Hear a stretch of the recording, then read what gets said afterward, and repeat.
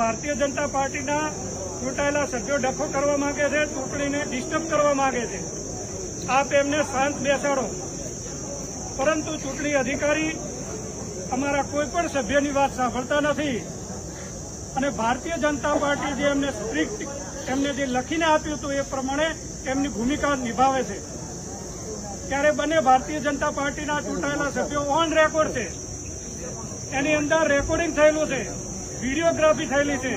ભારતીય જનતા પાર્ટીના બીજા એક મહિલા સભ્ય ઉભા થાય છે, એ પણ એમના જ ભારતીય જનતા પાર્ટીના સભ્યો સાથે ઝઘડો કરે છે અને આવો કૃત્રિમ ઝઘડો ઉભો કરી અને તાલુકા પંચાયતમાં કોંગ્રેસને સત્તા પક્ષથી દૂર રાખવા માટેના પ્રયત્ન કરે છે. ત્યારે અમારા સભ્યો વિનંતી તાલુકાના ચૂંટણી અધિકારી શ્રી પ્રાંત ઓફિસરને કરે છે કે તમે ચૂંટણી પ્રક્રિયા પૂરી કરો. ફોરમ સભા થઈ ગઈ છે, છતાં પણ ચૂંટણી અધિકારી ભારતીય જનતા પાર્ટીનો હાથો બની અને એવું કહે છે કે અંદરો અંદર ધમાલ થઈ છે અને સભા છોડીને જતા રહે છે. આજે અમારા સામે પોલીસ દ્વારા એફઆઈઆર કરવામાં આવી રહી છે કે કોંગ્રેસના આગેવાનોએ ધમાલ કરી છે. ના, પ્રજાએ એમને રોક્યા છે. બારે પ્રજા ઉભી હતી, એમણે વિનંતી કરી કે સાહેબ ચૂંટણી કરો, પરંતુ ચૂંટણી અધિકારી શ્રી એમના ફરજમાંથી વિમુખ થયા છે. અમે આજે પણ ધરણા ઉપર બેઠા છીએ. અમારા બારે સભ્યો હજી પણ સભાગૃહની અંદર બેઠા છે. અમારા એક તાલુકા પંચાયતના સભ્યશ્રીની ડિલિવરીનો પ્રસંગ છે. 27 તારીખ એમને ડિલિવરીની આપેલી છે ડોક્ટરે, ગાયનિક ડોક્ટરે. જાણીબૂજીને ભારતીય જનતા પાર્ટીની સરકારના કહેવાથી આવા અધિકારીઓ હાથા બની રહ્યા છે. ત્યારે હજી પણ અમે વહીવટી તંત્રને વિનંતી કરીએ છીએ કે અમારે કાયદો હાથમાં નથી લેવો, ચૂંટણી પ્રક્રિયા કરાવો. જ્યાં સુધી તમે ચૂંટણી પ્રક્રિયા નહીં કરાવો ત્યાં સુધી અમારા સભ્યો અને અમારા કાર્યકર્તાઓ અને દિયોદરની જનતા અહીં બેસી રહેવાની છે.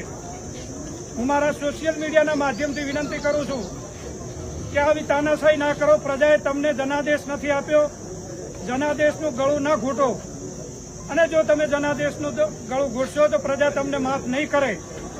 આવા ચૂંટણી અધિકારી નિષ્પક્ષ ચૂંટણી નહીં કરે. ફરીથી હું મારા સોશિયલ મીડિયાના માધ્યમથી કહું છું કે તટસ્થ અધિકારીને ચૂંટણી પ્રક્રિયામાં ભાગ લેવામાં આવે. આવા અધિકારીઓ ભાજપના ઇશારે કામ કરતા હોય છે.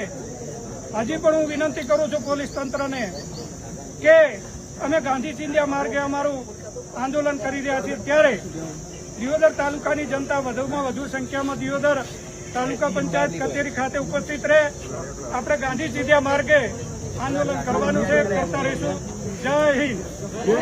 કારણ કે એમના માટે હવે સૌથી બેસ્ટ માર્ગ રહ્યો હોય તો કમલમ છે.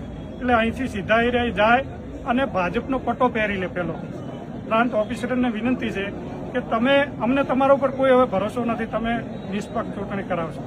ચૂંટણી અધિકારી અંદર સીડીઓના રૂમમાં બેઠેલા છે એવી મને માહિતી મળી છે.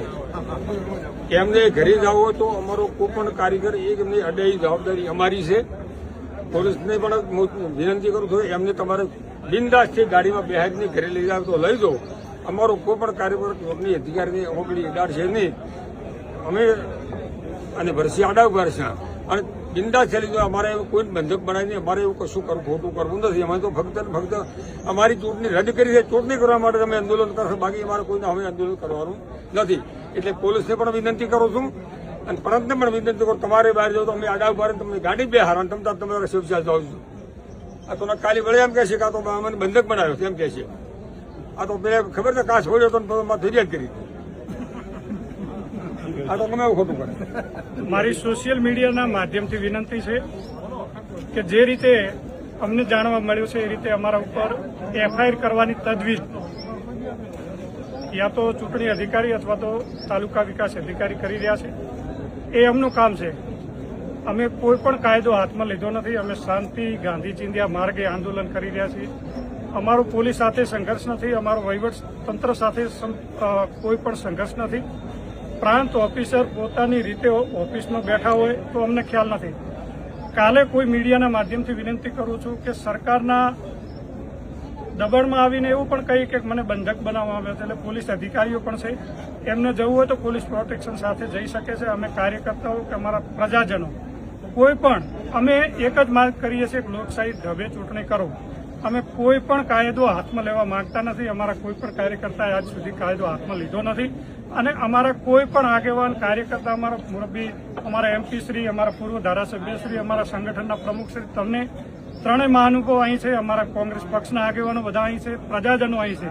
એટલે કોઈ પ્રજાને કે કોઈને એવી ગેરસમજ ન થાય કે આવું અમે કાયદો હાથમાં લીધો છે. એટલે પ્રાંત ઓફિસર શ્રી અમારા મુરબ્બી શિવાભાઈ ભુરિયા સાહેબે કીધું કે એમના ક્વાર્ટર્સ જવું હોય તો જઈ શકે છે અથવા એમને કમલમમાં જવું હોય તો પણ જઈ શકે, કારણ કે એમના માટે હવે સૌથી બેસ્ટ માર્ગ રહ્યો હોય તો કમલમ છે. એટલે અહીંથી સીધા એરિયા જાય અને ભાજપનો પટ્ટો પહેરી લે. પેલો પ્રાંત ઓફિસરને વિનંતી છે કે તમે અમને તમારા ઉપર કોઈ હવે ભરોસો નથી, તમે નિષ્પક્ષ ચૂંટણી કરાવશો.